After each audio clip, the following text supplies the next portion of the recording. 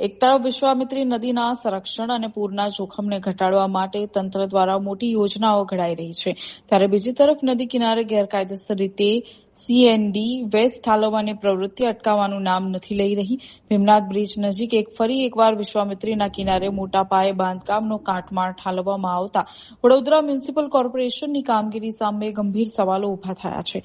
વિશ્વામિત્રી નદીના તટ પર અને કિનારાઓ પર થતા આ ગેરકાયદેસર ડમ્પિંગને માનવ અધિકાર દ્વારા રચિત સમિતિએ પૂર માટેનું એક મુખ્ય જોખમ ગણાવ્યું છે। કાટમાળના કારણે નદીનું કુદરતી વહેણ અને પહોળાઈ ઘટી રહ્યા છે, જે ચોમાસામાં નીચાણવાળા વિસ્તારોમાં પૂરનું જોખમ બમણું કરે છે। સમિતિએ આ કાટમાળ વહેલી તકે હટાવવા અને કડક કાર્યવાહી કરવા ભલામણ કરી હોવા છતાં સ્થાનિક તંત્રના પેટનું પાણી હલતું નથી। વિસ્તારમાં સીસીટીવી કેમેરા હોવા છતાં તંત્ર કડક પગલાં કેમ નથી લેતું? હવે આ કાટમાળ હટાવવા પાછળ પાલિકાનું જે ડિજિટલ પેટ્રોલ ખર્ચાઈ રહ્યું છે, તે વડોદરાના કરદાતા નાગરિકોના રૂપિયાનો વેડફાટ છે। આ ખર્ચની વસૂલાત કાટમાળ નાખનાર તત્વો પાસેથી જ થવી જોઈએ તેવી માંગ સામાજિક કાર્યકર દ્વારા કરવામાં આવી છે।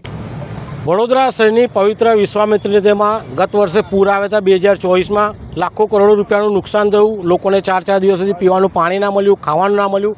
વિશ્વામિત્રી પ્રોજેક્ટ માટે 1200 કરોડ રૂપિયા સરકારે ફાળવ્યા। વડોદરા મહાનગરપાલિકા હજુ 200 કરોડ જ ખર્ચો કર્યો છે। 200 કરોડનો ખર્ચો કર્યો છે, એનો હિસાબ પણ હજુ રાજ્ય સરકારમાં રજૂ કરી શક્યા નથી। હિસાબ રજૂ કરીને બીજા નાણાં મેળવવાના છે એ પણ મેળવી શકતા નથી। સાથે સાથે વિશ્વામિત્રી નદીના પટમાં કોઈ પણ જાતની ગંદકી કરવાની નથી, કોઈ પણ જાતના ભંગાર કે કોઈ પણ જાતના આજના સિમેન્ટના કોન્ક્રીટના જંગલો બનાવવાના નથી, કશું નાખવાનું નથી।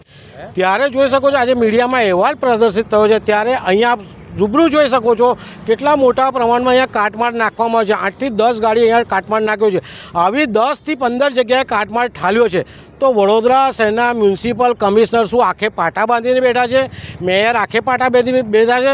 સાંસદ, ધારાસભ્ય બધા આંખે પાટા બાંધીને બેઠા? ખાલી સહીઓ કરીને ટકાવારી જ લેવી છે એમને? વડોદરા શહેરની નદીને શુદ્ધ કરો। વડોદરા શહેરની નદીમાં જે પણ ગંદકી લોકો ફેલાવતા એની ધરપકડ કરો। આજે આટલો બધો કાટમાળ જે પડ્યો છે, જેણે નાખ્યો છે એને પકડવામાં આવે। સીસીટીવી કેમેરા છે કે દેખાતું નથી, આંધળા થઈ ગયા છે બધા। અમારી એક જ માંગ છે, જેને પણ કાટમાળ નાખ્યો છે એને દંડ કરવામાં આવે, વસૂલ કરવાની ગાડીઓ જપ્ત કરવામાં આવે। અત્યારે વડોદરા મહાનગરપાલિકા જે કામ કરી રહી છે એના પણ નાણાં વસૂલ કરે તેવી અમારી માંગ છે। મહાનગરપાલિકામાં દર મંગળવારે બેઠકો લેવામાં આવે છે। મહાનગરપાલિકામાં દર મંગળવારે જે બેઠકો લે છે, બેઠકોમાં ખાલી ચર્ચા થાય છે। એસી કેબિનમાં બેસવું, સારી સારી વાતો કરવી, નાસ્તા કરવા, ચા નાસ્તો કરવો અને છૂટા પડી જવું, પરંતુ જમીની લેવલે કોઈને આવવું નથી। ગાડીઓમાં ફરવું છે, એસી કેબિનમાં બેસી રહેવું છે, જમીન પર કોઈને આવવું નથી। જમીન પર આવે તો એમના પગ કાળા થઈ જાય।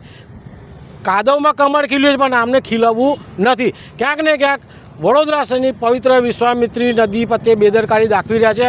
અમારી એક જ વિનંતી છે, તમામ જગ્યાથી કાટમાળ હટાવવામાં આવે, જેને નાખ્યો દંડ કરવામાં આવે।